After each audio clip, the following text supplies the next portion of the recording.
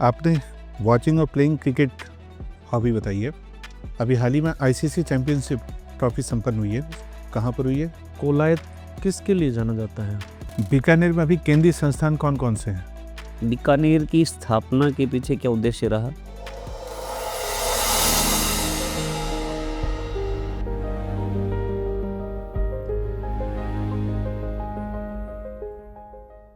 मैं आई come in sir? आइए। नमस्ते सर। नमस्ते सर। बैठिए। Thank you sir. बिना अपना नाम बताए बोर्ड मेंबर्स को परिचय दीजिए अपना। सर मैंने कक्षा 10 आदर्श high senior secondary school Tilak Nagar Bikaner से की है। कक्षा 12 मैंने अपेक्स पब्लिक स्कूल जोधपुर से, और ग्रेजुएशन मैंने जयनारायण व्यास विश्वविद्यालय जोधपुर से की है। उसके बाद मैं 15 जुलाई 2020 से शिक्षा विभाग में कनिष्ठ सहायक के पद पर कार्यरत हूँ। कनिष्ठ सहायक के पद पर हाँ, कार्यरत है। क्रिकेट देखना और खेलना मेरी हॉबी है सर। ठीक है, तो अभी जब आप कनिष्ठ सहायक पद पर कार्यरत हैं, जी सर। तो फिर प्रशासन में आने के पीछे क्या आकर्षण है आपका? सर जब मैं ग्रेजुएशन के फर्स्ट ईयर में था तभी से मेरा मेन एम सिविल सर्विसेज में जाना ही था, लेकिन ग्रेजुएशन के बाद मेरी एज सिविल सर्विस के लिए थोड़ी कम थी और उस समय आर्थिक संबल भी चाहिए था, तो उसके लिए मैंने सर वो जॉब चुनी और उसके बाद से लगातार मैं सर सिविल सेवा की तैयारी में ही लगा हुआ हूँ। उसके बाद मैंने कुछ और परस्यू किया नहीं है, और मेन मोटिव सर मेरा ये था कि समाज के आगे बढ़ने में या फिर विकास में थोड़ा सहयोग कर सकूँ, सक्रिय सहयोग कर सकूँ। उसमें सिविल सेवा मेरे ख्याल से ज़्यादा अथॉरिटी और अपॉर्चुनिटी प्रदान करती है सर, इसीलिए मैंने ये विकल्प चुना। शिक्षा के क्षेत्र से समाज में सेवा नहीं की जा सकती? की जा सकती है सर, उसके अपने मूल्य हैं, लेकिन मैं शिक्षा में सर एक अशैक्षणिक कार्य पद पर कार्यरत हूँ और उसमें अभिलेख के कार्य के अलावा मेरे पास इतनी कुछ रिस्पॉन्सिबिलिटीज़ है नहीं, और मुझे मेरे पर्सनैलिटी के हिसाब से ये विकल्प ज़्यादा अच्छा लगा कि मैं इसमें ज़्यादा सुलभ महसूस करता हूँ, इसमें ज़्यादा सेवा कर सकता हूँ सर, मुझे ऐसा महसूस होता है। ठीक है, आपने वॉचिंग और प्लेइंग क्रिकेट हॉबी बताई है। अभी हाल ही में आईसीसी चैंपियनशिप ट्रॉफी संपन्न हुई है, कहाँ पर हुई है? सर इसका मेन हेडक्वार्टर पाकिस्तान में था, लेकिन भारत ने अपने सभी मैचेस यूएई में खेले थे सर। तो विजेता कौन बना इसमें? भारत विजेता बना सर। किस टीम को पराजित किया भारत ने? सर फाइनल में न्यूजीलैंड को पराजित किया था सर। क्या इससे पहले भी भारत आईसीसी चैंपियनशिप जीता है? हाँ सर, इससे पहले एक बार जीता है और एक बार संयुक्त विजेता रहा है। तो टोटल कितनी बार हो गए? 3 बार हो गया। 3 बार हो गए। जी सर। Very good. ये बताइए, आप बीकानेर से हैं, जी सर। बीकानेर का कोई ऐसा उत्पाद जो विश्व में प्रसिद्ध हो? सर बीकानेरी भुजिया जो ऑल ओवर वर्ल्ड प्रसिद्ध है सर। अच्छा, जी सर। अभी बीकानेर से केंद्रीय मंत्री कौन है? अर्जुन राम जी मेघवाल है सर। अच्छा, इससे पहले भी कोई केंद्रीय मंत्री रहा है? इससे पहले की बीकानेर से सर मुझे जानकारी नहीं है, मुझे अर्जुन राम जी का पता है सर। अच्छा, बीकानेर में कौन से खनिज का अवैध खनन हो रहा है?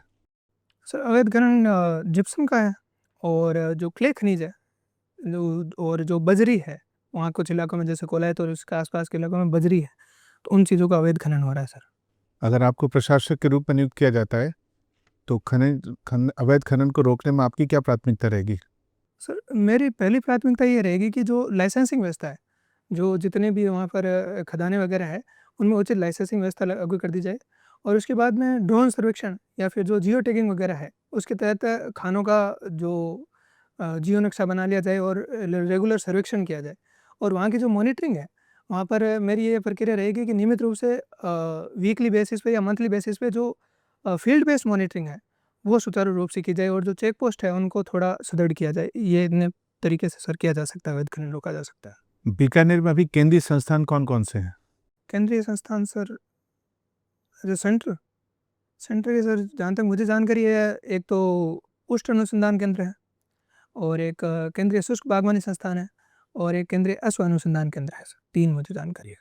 ये बताइए, बीकानेर और जोधपुर दोनों रेगिस्तानी जिले हैं, लेकिन जोधपुर ज़्यादा विकसित है, बीकानेर उसकी तुलना में पिछड़ा है। इसके पीछे आप क्या कारण उत्तरदायी पाते हैं? सर पहला कारण ये है कि जो मेन सेंट्रल नेतृत्व है, राजस्थान का जो केंद्रीय नेतृत्व है, वहाँ पर जोधपुर के नेताओं की संख्या शुरुआत से भी अधिक रही है।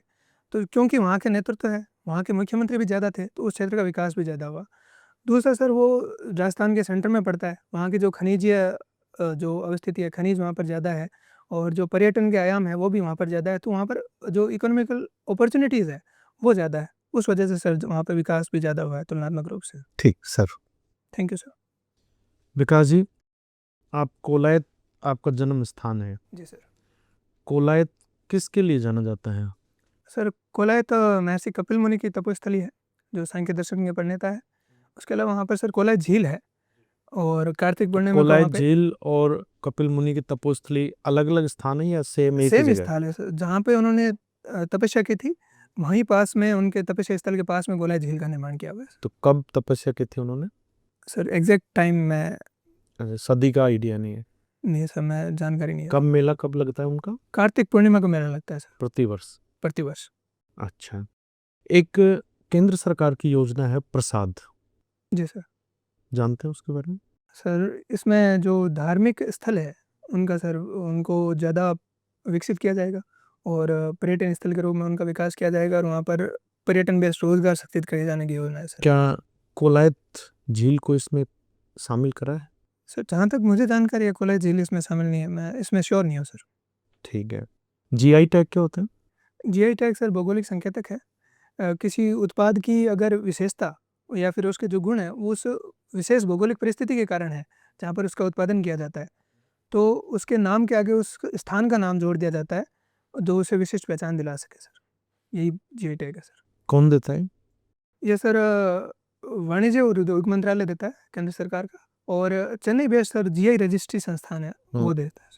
बीकानेर में कोई ऐसा उत्पाद? जी सर, बीकानेर में एक बीकानेरी भुजिया है और हाल ही में उस्ताकला और कसीदाकारी को भी सर इसमें जीआई टैग में शामिल किया गया है। ठीक है। बीकानेर में एक स्थान है लूणकरण सर, जी सर। किसके लिए जाना जाता है? लूणकरण सर एक तो लूणकरण सर झील है वहाँ पे, हम्म। और एक शायद सर कोई रिफाइनरी है, मैं भूल रहा हूँ एक्चुअल में किस चीज़, जैतून रिफाइनरी है सर लूणकरण सर में। जैतून रिफाइनरी का जो स्थापना है जी सर। वो लूणकरण सर के अलावा भारत में और कहीं भारत में सर सॉरी सर मुझे जानकारी नहीं है इस चीज़ की। एकमात्र रिफाइनरी है ये। बीकानेर में एक क्षेत्र है पूनम क्षेत्र, पूनम सर, ये किसके लिए जाना जाता है? ये सर वहाँ पे जो तेल और पेट्रोलियम के भंडार है वहाँ पे इसकी खोज हुई है। क्या इसमें खनन हो रहा है? नहीं सर, अभी इसमें उत्पादन स्टार्ट नहीं हुआ, यहाँ पर सिर्फ खोज हुई है। कारण? सर इसका कारण एग्जैक्ट मुझे पता नहीं है, हो सकता है ये अभी अनुसंधान चरण में हो और क्षेत्र खोजे जा रहे हों, बाकी अभी उत्पादन नियमित रूप से शुरू नहीं हुआ सर। आईजीएनपी का नाम सुना आपने? जी सर। क्या है? सर इंदिरा गांधी नहर परियोजना है। इसका प्रारंभिक नाम क्या था? राजस्थान नहर परियोजना था सर। अच्छा, इसकी कौन सी शाखा और कौन सी जो लिफ्ट नहर है वो बीकानेर से संबंधित है? सर बीकानेर में एक तो बसलपुर शाखा है, एक पूगल, दंतौर, 3 शाखाएं हैं, और लिफ्ट नहर सर पन्नालाल बारूपाल लिफ्ट नहर है वो बीकानेर से संबंधित है, और एक डॉक्टर करणी सिंह लिफ्ट नहर है वो पूर्णतः बीकानेर से संबंधित। सबसे ज्यादा शाखा और लिफ्ट नहर है कहाँ पर, किस जिले में? सर शाखाएं मेरे ख्याल से सबसे ज़्यादा बीकानेर में ही है, और लिफ्ट नहर अगर संयुक्त रूप से देखा जाए, एकल और संयुक्त रूप दोनों जोड़े जाए तो एकल ही देखो। सर बीकानेर में ही है। एक गंग नहर है। जी सर। इस गंग नहर का निर्माण शुरू करा गया था कब? सर 1925 से 1927 के बीच में हुआ था जहाँ तक मुझे जानकारी है। 1927 में बन गई थी। जी सर। इसका निर्माण किस नहर के नाम से करा था? सर इसका निर्माण सर जहाँ तक मुझे याद है राजस्थान फीडर के नाम से था, मैं इसमें श्योर नहीं हूँ सर। बीकानेर नहर के नाम से हुआ था उसका भी। Thank you sir. ठीक है सर। विकास जी, बीकानेर की स्थापना के पीछे क्या उद्देश्य रहा? सर बीकानेर की स्थापना राव बीका ने की थी।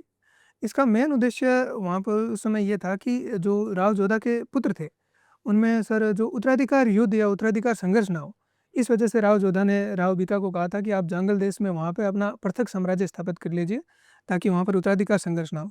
तो मेन एम सर इसका मेरे ख्याल से यही था। कब किस दिन स्थापित किया गया था ये बीकानेर? सर स्थापना दिवस अगर तिथि के हिसाब से देखा जाए तो आखा बीज के दिन किया गया था सर। आखा तीज है या बीज है? सर स्थापना आखा बीज है सर, बीज इसका है। फंक्शन आखा तीज को मनाया आखा तीज को मनाया जाता है। बीज का मतलब द्वितीय होता है क्या होता है सर, और तीज का मतलब तृतीया। राजस्थान में एक बड़ी समस्या है, आखा तीज के दिन बाल विवाह बहुत अधिक होते हैं। आज की खबर थी कि प्रशासन के प्रयासों के बावजूद भी दूसरे स्थान पर ले जाकर विवाह संपादित कर दिया गया। तो अभी तक इस समस्या का निवारण नहीं हो सका, क्यों? ऐसा क्या कारण मानते हैं आप? सर बेसिकली मेरे ख्याल से जो सोसाइटी बेस पे है वहाँ पे दिक्कत है सर। जो सोसाइटी है अपने जो रिजिड उनका फेस है उससे बाहर नहीं आ पा रही वहाँ पर सर। मेरे ख्याल से जो सोसाइटी के बेस पे चेंज जो एक परिवार स्तर पर और सोसाइटी स्तर पर जैसे जाति पंचायतें हैं, खाप है, और जो धार्मिक नेता है उनके द्वारा सर प्रयास किया जाना चाहिए, उनके माध्यम से प्रयास किया जाएंगे तो वहाँ सुधार होने की संभावना है। बाकी अगर मेरा ये मानना है कि सर जब तक व्यक्तिगत और सामाजिक स्तर पर चेंज नहीं हो तो कानून पूरी मान तरीके से लीजिए सर मैं लागू नहीं हो आपको सकता। ये जिम्मेदारी देता हूँ कि आप ये चेंज करें, जी सर। कोई कार्यक्रम चलाएँ, तो क्या प्रयास करेंगे आप? कैसे अवेयरनेस लाएँगे? सर मेरा पहला अवेयरनेस ये रहेगा कि जो नवीन शिक्षित वर्ग है उस समाज का, तो नवीन शिक्षित वर्ग को सर मैं एज़ अ स्वयं सेवक वहाँ पे प्रचार-प्रसार के लिए स्थापित करूँगा। दूसरा सर मेरा ये रहेगा कि वहाँ की जो जातीय पंचायतें हैं, सब जगह पंचायतें होती है, जातीय समूह होते हैं और जो वहाँ के स्थानीय धार्मिक नेता हैं, उनसे संपर्क करूँगा और उनको ये चीज़ समझाऊँगा कि वो समाज में और पारिवारिक स्तर पर इस चीज़ का प्रचार-प्रसार करें और इसकी बुराइयों को लोगों तक पहुँचाएँ सर। आपने बीकॉम किया है शायद, है ना? जी सर। तो मान लीजिए आप प्रशासनिक अधिकारी के रूप में नियुक्त होते हैं, तो आप अपने इस ग्रेजुएशन के विषय का किस प्रकार उपयोगिता या फिर किस प्रकार उपयोग में इसको लेंगे? जी सर। इसमें सर पहला ये है कि इसमें अकाउंटिंग एक सब्जेक्ट था मेरा और इकोनॉमिक्स था। तो मेरे ख़्याल से मैं संसाधन प्रबंधन है और जो वित्तीय प्रबंधन है, उसको बेहतर तरीके से मैनेज कर सकूँगा। और दूसरा सर जो पेंडेंसी है, वर्क पेंडेंसी जो अभिलेख कार्य में पेंडेंसी है और वो एक प्रशासन की बहुत बड़ी समस्या है। तो मेरे ख़्याल से जो मेरा जॉब एक्सपीरियंस है और जो मेरी ये एजुकेशनल बैकग्राउंड है, उसमें अभिलेख कार्य का बहुत बड़ा योगदान है, तो मैं उन चीज़ों को काफ़ी अच्छे तरीके से मैनेज कर सकता हूँ सर। ब्रिक्स प्लस क्या है?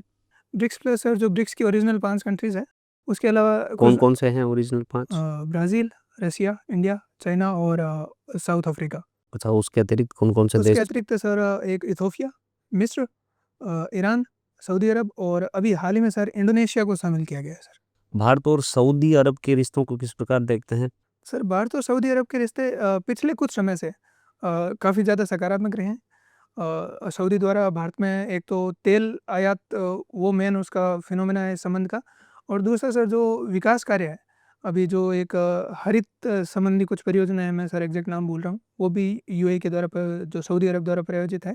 उसके अलावा कई विकास परियोजनाओं में भी सऊदी अरब द्वारा योगदान किया जा रहा है। सऊदी अरब एक इस्लामिक कंट्री है, लेकिन वहाँ पर हिंदू मंदिर जो है उसका निर्माण किया गया। इसके पीछे क्या औचित्य है?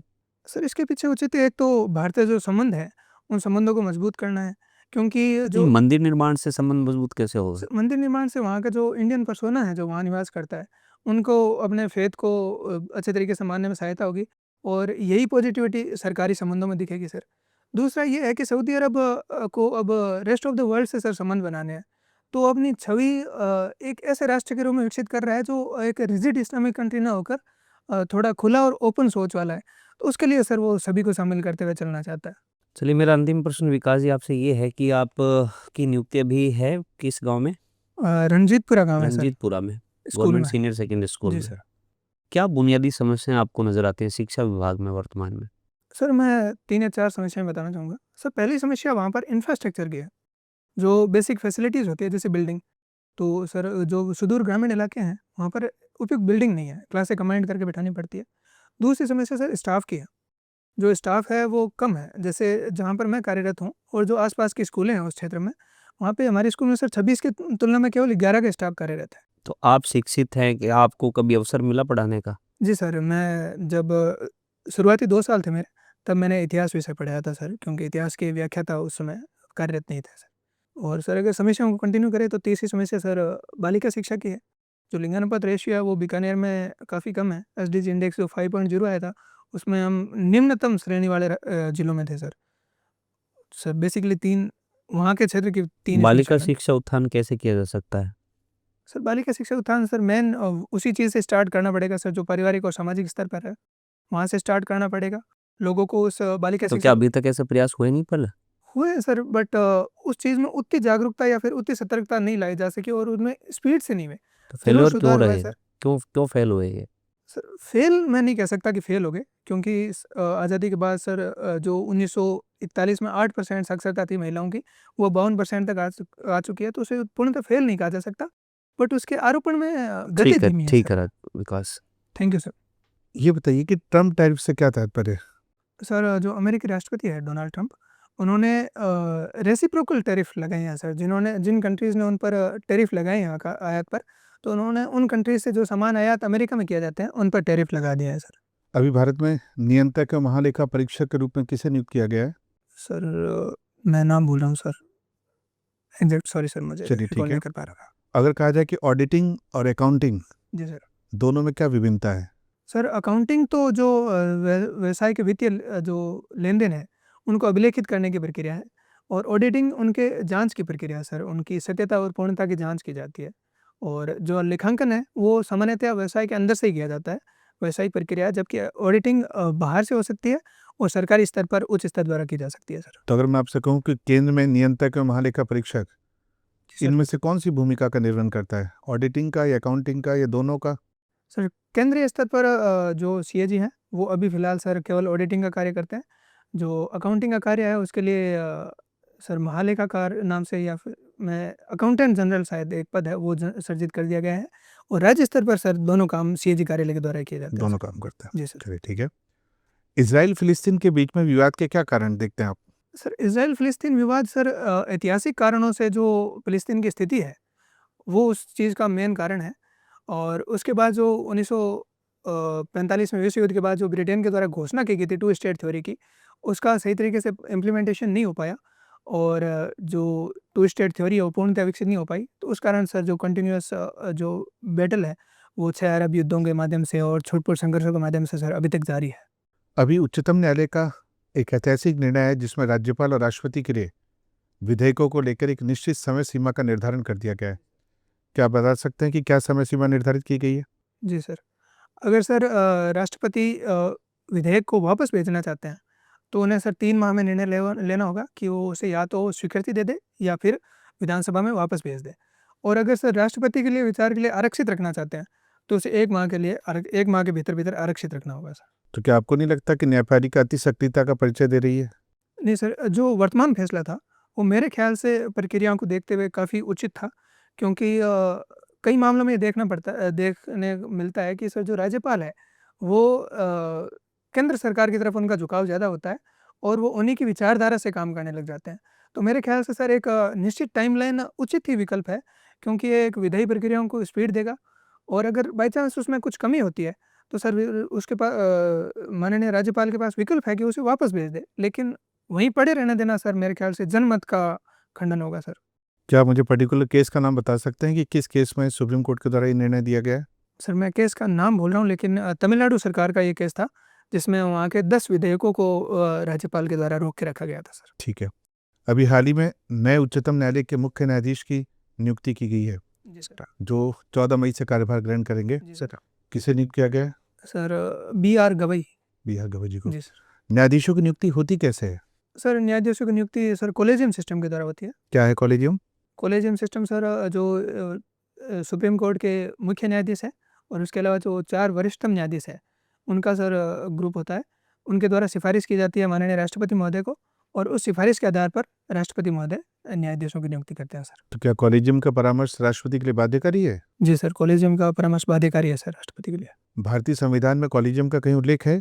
जी नहीं सर, मूल संविधान में कॉलेजियम व्यवस्था का उल्लेख नहीं था। कॉलेजियम व्यवस्था सेकंड जजेस केस में अस्तित्व में आई थी, और जो नाम है कॉलेजियम व्यवस्था और जो संरचना है 1/4 वाली, वो सर थर्ड जजेस केस में सर सर्जित हुई थी।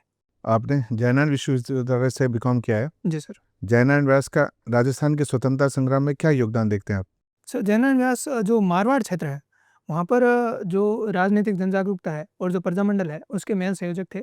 इनके द्वारा वहाँ की मारवाड़ की आरंभिक जो राजनीतिक संस्थाएं थी, जैसे मारवाड़ हितकारिणी सभा का पुनर्गठन, मारवाड़ यूथ लीग, मारवाड़ देसी राज्य लोक परिषद, इनका गठन इनके द्वारा किया गया था। इसके अलावा ये सर इनके द्वारा कुछ समाचार पत्र भी जारी किए गए थे, पोप, ये अखंड भारत वगैरह। और इसके अलावा सर ये जो राजस्थान है, इसके मनोनीत और निर्वाचित दोनों मुख्यमंत्री रह चुके हैं सर। ठीक है। अभी हाल ही में बीकानेर में बाल महोत्सव मनाया गया।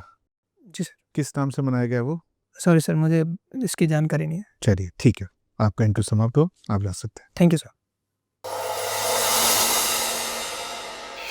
कमें सर। कैसा लगा विकास जी आपको साक्षात्कार देकर? सर ठीक था। ठीक? मुझे कहाँ कमी लगी आपको?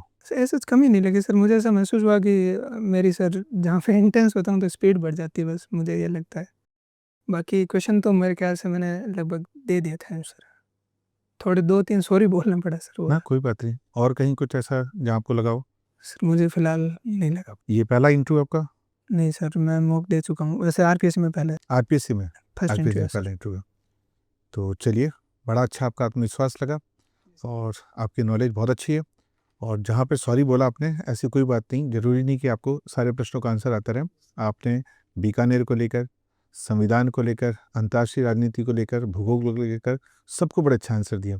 थोड़ा सा प्रयास कीजिएगा कि स्पीड को थोड़ा सा हम स्लो करें।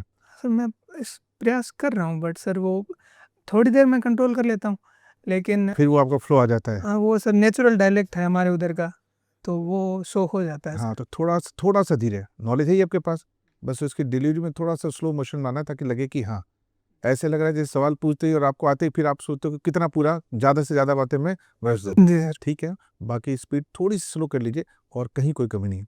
अभी इंटरव्यू ग्रेड नहीं आई आपकी? नहीं सर, फर्स्ट है फेज ना? में नहीं था आप कुछ हम सबसे जानना चाहते हो? सर। एक तो मेरी स्पीड वाला ये इशू था सर, मुझे लगा इसके बारे में। दूसरा सर मैं थोड़ा ड्रेसिंग के बारे में पूछना चाह रहा था, तो कोट वगैरह मैं पहनूं या ये ड्रेस, इसमें कोई दिक्कत नहीं है? आप जिसमें सहज हो, हम्म। अगर आपको लगता है कि कोट पहन के भी आप सहज हैं, आपके दिमाग पे कोई बर्डन नहीं आ रहा है, तो आप पहन लीजिए। और अगर आपको लग रहा है कि नहीं, जैसे ही मैं कोट पहन रहा हूँ तो मैं अपने आप में असहजता महसूस कर रहा हूँ, तो आपकी फॉर्मल ड्रेसिंग सेंस भी अच्छी है। नहीं सर, उसमें वो दिक्कत नहीं है। मैं उसमें बस कोई दिक्कत नहीं। उनके पर्सपेक्टिव से पूछ रहा हूँ नहीं, कि उनके वहाँ पे उनके कोट और पर्सपेक्टिव इसमें से कोई फर्क तो नहीं कोई रहेगा? इशू नहीं है। उनका पर्सपेक्टिव जैसे आपसे 3 सवाल पूछे, उसके बाद ही पर्सपेक्टिव शुरू हो गया। आप कोट पहन के जा रहे हैं और सवालों के जवाब नहीं दे रहे हैं, तो फिर कोई मतलब है नहीं उसका। डिपेंड करता है आप उसमें कितने सहज हैं। होता है ना कई बार, जैसे हमारी आदत नहीं है कोट पहनने की, और अचानक से कोट पहन लो तो सवाल के बजाय उस कोट पर ही ध्यान रहता है कि किधर जा रहा है, उधर जा रहा है, तो वहाँ पर कंसंट्रेशन नहीं बन पाता, हाँ है ना? तो कोई नहीं, आपकी फॉर्मल पैंट शर्ट बहुत अच्छी लग रही है, ऐसा कुछ नहीं है। अगर आपको लगे सहज हो तो ठीक, नहीं तो कोई बात नहीं। बाकी सर इसके अलावा डिलीवरी और कुछ कॉन्फिडेंस। बहुत शानदार, बहुत शानदार। All the best. हमारी ये पूरी शुभकामना है कि आप निश्चित तौर पर सफलता प्राप्त करोगे। Thank you sir. ठीक है, thank you all sir. The best. अब एग्जाम की तैयारी को और बेहतर करने के लिए हमारे चैनल को लाइक, शेयर और सब्सक्राइब करना ना भूलें।